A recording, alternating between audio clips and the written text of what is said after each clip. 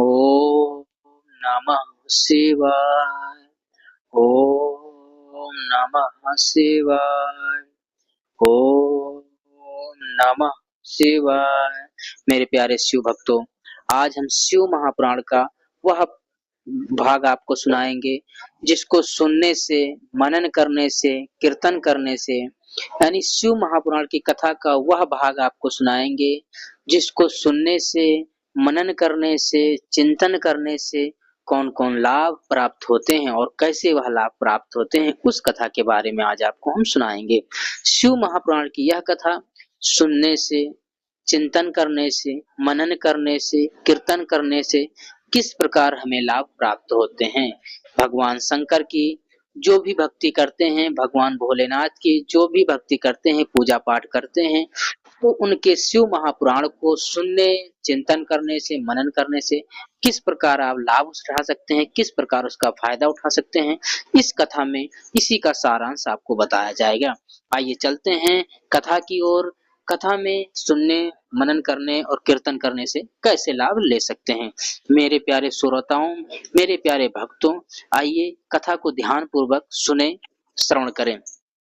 आप लोगों से रिक्वेस्ट है, अगर आप लोग चैनल पे नए हैं तो चैनल को सब्सक्राइब जरूर कर लीजिए।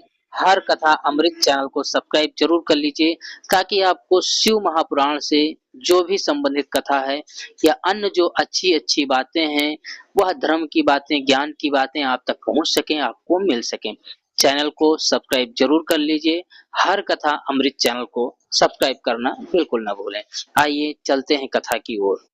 मुनिगण बोले, हे ब्राह्मण, मनन कैसा होता है, श्रवण स्वरूप कैसा है और उनका कीर्तन कैसे किया जाता है, यथार्थ रूप से आप वर्णन करके हमें बताएं। ब्रह्मा जी बोले, हे मुनियों, भगवान शंकर की पूजा, उनके नामों का जप तथा उनके गुण रूप विलास और नामों का युक्त प्राण चित्त के द्वारा जो निरंतर परिशोधन या चिंतन होता है, उसी को मनन कहा गया है। वह महेश्वर की कृपा दृष्टि से उपलब्ध होता है, यानी महेश्वर जी भोलेनाथ की कृपा से ही यह मनन प्राप्त होता है। वह समस्त श्रेष्ठ साधनों में प्रमुख है, यानी मनन करने से ही आपको सारी भक्ति प्राप्त हो जाती है। यह सबसे श्रेष्ठ है। जो भी भगवान शंकर का मनन करता है, उनके शिव महापुराण, उनकी पुराणों का मनन करता है, सुनता है, उसमें सबसे जो उत्तम है वह मनन है। अगर उसके नामों का, शिव भोलेनाथ के नामों का मनन, महेश्वर के नामों का मनन किया जाता है तो यह सबसे उत्तम साधन बताया गया है। शंभु के प्रताप, गुण रूप विलास और नामों को प्रकट करने वाले संगीत, वेद वाक्य या भाषा के द्वारा अनुराग पूर्वक उनकी स्तुति ही माध्यम साधन है, जिसको कीर्तन शब्द से कहा जाता है। यानी शंभु के प्रताप, उनके गुण, यानी भोलेनाथ जो हैं, उनके प्रताप जो उनका है, उनका गुण क्या है, उनका रूप कैसा है, उनका विलास कैसा है, और नामों को प्रकट करने वाला संगीत जो है, वेद वाक्य या भाषा के द्वारा अनुरूप पूर्वक उनकी स्थिति ही माध्यम साधन है, उसको कीर्तन शब्दों से कहा गया है। हे ज्ञानियों, स्त्री क्रीड़ा में जैसे मन की आसक्ति होती है, वैसे ही किसी कारण से किसी स्थान में शिव विषयक वाणियों में श्रवणेन्द्रिय की दृढ़ता आसक्ति ही जगत में श्रवण के नाम से प्रसिद्ध है। सर्वप्रथम सज्जनों की संगत से श्रवण सिद्ध होता है, बाद में शिव जी का कीर्तन दृढ़ होता है और अंत में सभी साधनों से श्रेष्ठ शंकर विषयक मनन उत्पन्न होता है, किंतु यह सब उनकी कृपा दृष्टि से ही संभव है। सूत जी बोले, मुनिवरों, इस साधन का महात्म बताने के प्रसंग में आप लोगों के लिए एक प्राचीन वृत्तांत का वर्णन करूंगा, उसे ध्यान देकर आप लोग सुने। पूर्व काल में पराशर मुनि के पुत्र मेरे गुरु व्यास देव जी सरस्वती नदी के सुंदर तट पर तपस्या कर रहे थे। एक दिन सूर्यतुल्य तेजस्वी विमान से यात्रा करते हुए भगवान सनत कुमार आकस्मत वहां आ पहुंचे। उन्होंने मेरे गुरुदेव को वहां देखा, वह ध्यान में मग्न थे। उससे जागने पर उन्होंने ब्रह्मा के पुत्र सनत कुमार जी को अपने सामने उपस्थित देखा। वे बड़े वेग से उठे और उनके चरणों में प्रणाम करके उन्होंने उन्हें अर्घ्य प्रदान करके देवताओं के बैठने योग्य आसन भी अर्पित किया। तब प्रसन्न हुए भगवान सनत कुमार विनीत भाव से खड़े हुए व्यास जी से गंभीर वाणी में कहने लगे। सनत कुमार बोले, हे मुनि, आप सत्य सनातन भगवान शंकर का हृदय से ध्यान कीजिए, तब वे शिव प्रत्यक्ष होकर आपकी सहायता करेंगे। आप यहाँ तप किस लिए कर रहे हैं? सनत कुमार ने पूछा। इस प्रकार सनत कुमार के कहने पर मुनि व्यास ने अपना आशय कहा। मैंने आपकी कृपा से वेद सम्मत धर्म अर्थ काम और मोक्ष की कथा को मानव समाज में अनेक प्रकार से प्रदर्शित किया है। इस प्रकार सर्वथा गुरु स्वरूप होने पर भी मुझसे मुक्ति के साधन ज्ञान का उदय नहीं हुआ है। यह आश्चर्य ही है।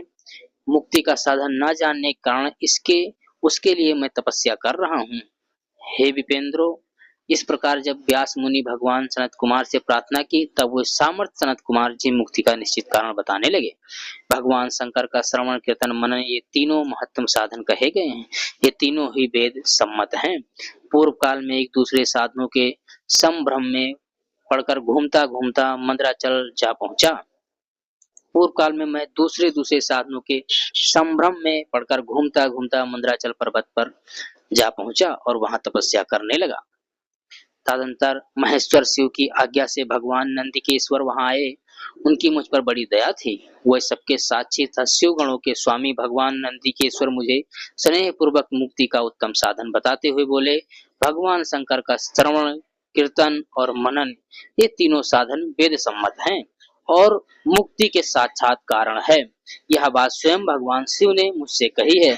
अतः हे ब्राह्मण, आप श्रवणादि तीनों साधनों का बार बार अनुष्ठान करें। व्यास जी से बार बार ऐसा कहकर अनुगामियों सहित ब्रह्मपुत्र सनत कुमार अपने विमान से परम सुंदर ब्रह्मधारम को चले गए। इस प्रकार पूर्व काल के इस उत्तम वृत्तांत का मैंने संक्षेप में वर्णन किया है। ऋषिगण बोले, हे सूत जी, आपने श्रवण आदि तीनों साधनों को मुक्ति का उपाय बताया है। जो मनुष्य श्रवण आदि तीनों साधनों में असमर्थ है, वह किस उपाय का अवलंबन करके मुक्त हो सकता है और किस साधन भूत कर्म के द्वारा बिना यत्न के मोक्ष मिल सकता है? आपको हमने बताया, कीर्तन करने से, कथा को सुनने से, मनन करने से, यानी इसमें सबसे जो उत्तम साधन है वह कथा का मनन करना है। मनन करने से ही, मनन करना कथा का सबसे उत्तम लाभ बताया गया है, सबसे उत्तम लाभ है। आप लोग मनन करके, भगवान शिव की स्तुति करके, मनन करके ही अपने जीवन को भय मुक्त कर सकते हैं, कष्टों से मुक्त कर सकते हैं। जिस लक्ष्य को आप प्राप्त करना चाहते हैं, कथा को आप मनन करने से उस लक्ष्य को प्राप्त कर सकते हैं। आप लोगों को अगली कथा नेक्स्ट वीडियो में सुनाई जाएगी। जो भी होगी आप लोग कथा ध्यान पूर्वक सीरियल वाइज सुने। आप लोग चैनल पे नए हैं, चैनल को सब्सक्राइब जरूर कर लीजिए ताकि आप लोगों को अगली कथा मिल सके। ओम नमः शिवाय, ओम नमः शिवाय, ओम नमः शिवाय।